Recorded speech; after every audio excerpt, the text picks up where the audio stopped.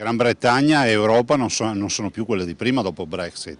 E andare a ipotizzare scenari come qualcuno fa, che poi guarda caso sono quelle stesse persone che nel 2008 ci spiegavano che la crisi sarebbe durata 6-7 mesi, un anno al massimo.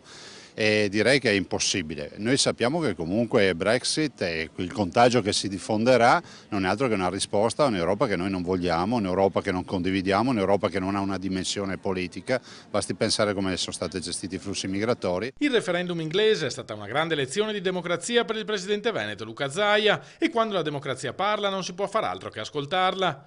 Oggi abbiamo una messa in discussione importante dell'Europa, riflette il governatore, che a Bruxelles dovrebbe interrogarsi sul fatto che molti Stati membri chiedono di esprimersi sulla propria permanenza nell'Unione.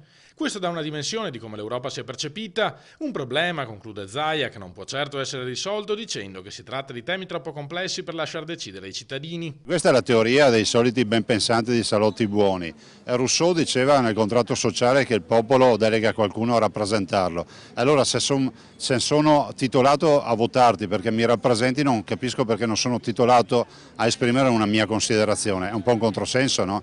Se qualcuno sostiene che il popolo non deve prendere queste decisioni, perché le deve prendere per eleggere qualcuno che deve prendere delle decisioni? Rassicura gli investitori veneti invece il viceministro dell'economia Enrico Zanetti. Non credete in vita a chi profetizza un'apocalisse per i mercati.